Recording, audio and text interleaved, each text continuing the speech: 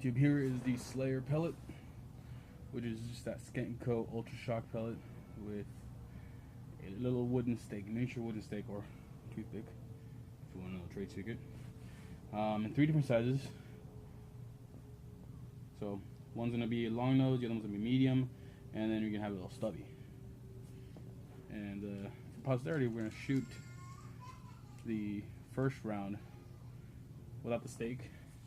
And I'm calling it the Slayer because, you know, Vampire Slayer and all that shit is just, I don't see this really taking off, but I've always wanted to do this and see how well a pellet does.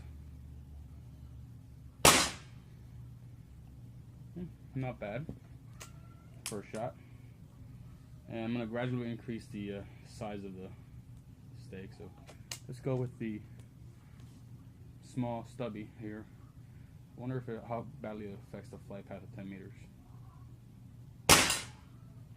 You got a higher jump out of that one. Let's go with the medium now. I'm not even sure if I'll be able to breach the large one because I gotta really nose feed it. Okay, they've all entered the ballistics gel successfully so far. Let's see what kind of effect we get. Let's see if I can breach the large one. This thing's like it more than doubles the size of the pellet. This is already a long pellet. Ooh, it's having trouble. It's gonna affect the skirt quite a bit. Not that bad, actually. Let's see. Went into the ballistic shell. So all 4 hit. First the non-modified, then the Slayers, small, medium, and large. And I mean, the small I think would be okay. The medium still somewhat okay. The large, not very practical, but I had a large piece of toothpick there at the end of it. I just wanted to throw it on there. And you know, just to be kind, these are the toothpicks that are dipped in tea tree oil. I found a little packet of it, you know, while moving. So hey, so let's go see the damage. All right, let's check out this damage real quick. As you can see, they're all in there. All 4 went in, starting at the far, well, I guess for you it would be up here. The top, let's go with the top, because I know that would be top. I was confused as to which side is going to turn out afterwards. But up here at the top, we have the non-modified pellet. Let's see if I can get the straight razor out. Yeah, straight one. Cut this guy out of there. Get out, let go.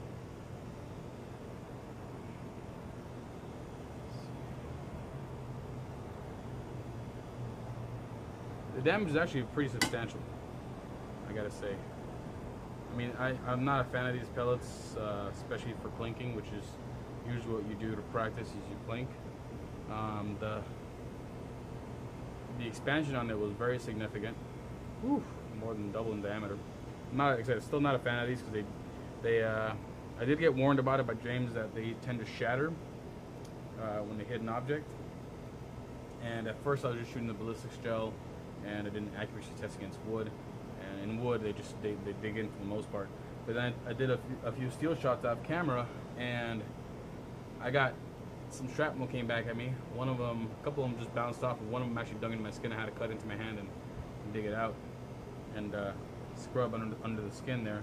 Not pleasant, but had to be done. Let's see. Let's go with shot number 2, which is the stubby, which is right here. They're actually, with the exception of the last 2, they're pretty much in order. Once again, got full expansion. And the stubby piece of wood is in there. In it, you can see, I don't know if you can see it, but right there, right at the beginning, probably see it better from that angle. Right at the beginning is the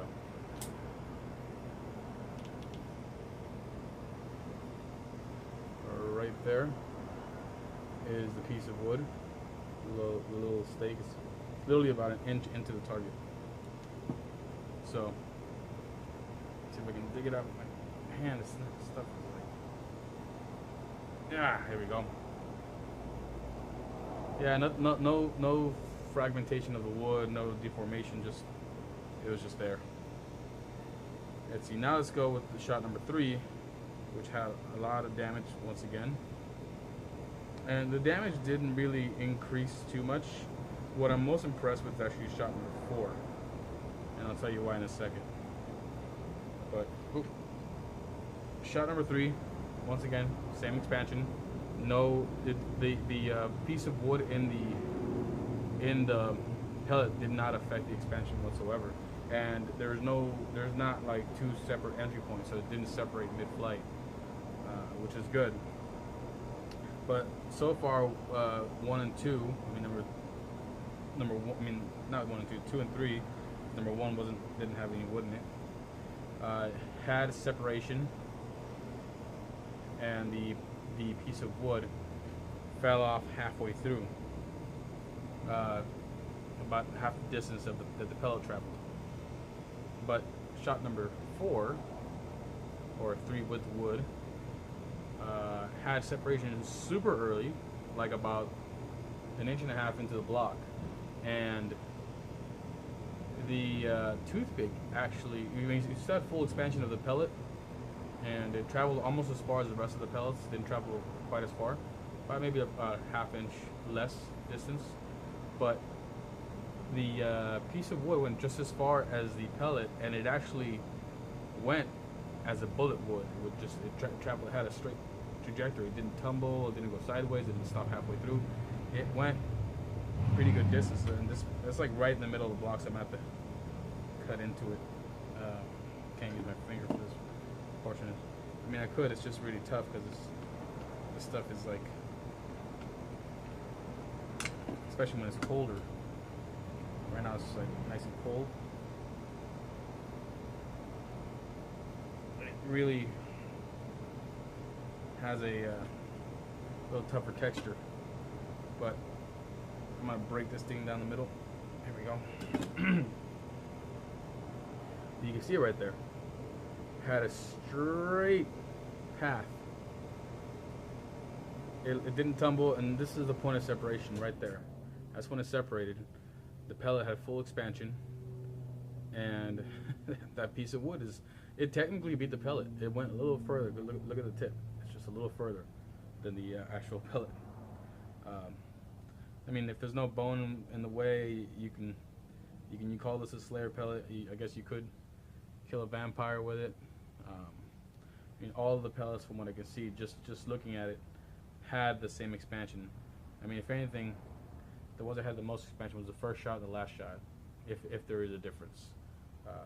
But the stake didn't deform.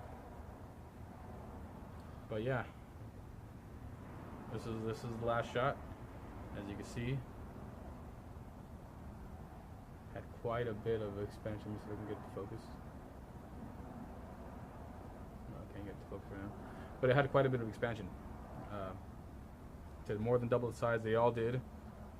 But the first one and the last one, I think, were the most. But I think the last one actually beat all the rest. Maybe that little stake helped with the penetration portion, so that all this thing had to do was dump its energy in the expansion portion of the entry. This is a nice little flat, like, table looking thing now. It looks like a little table. These pellets, for my use, they're not too useful when it comes to like hunting or plinking, since they when it comes to plinking, I'm not gonna keep buying 2x4 pieces of wood. I mean, if I find them, I find them. If I don't, I don't. But I'm not gonna buy 2x4 pieces of wood just to shoot at. If I get them for free from the hardware store, like Home Depot or Lowe's, they sometimes have the cut lumber that they just say, hey, it's free. It's waste lumber because it's been cut from another piece, and the buyer only wanted the part they wanted to cut off, and so then it's free. And I don't mind shooting that, but if I'm gonna buy a piece of lumber, I'm gonna buy it to use it for some purpose. The steel targets, you can shoot them all day long. You can shoot them for years, and the most you'll get is a few dents.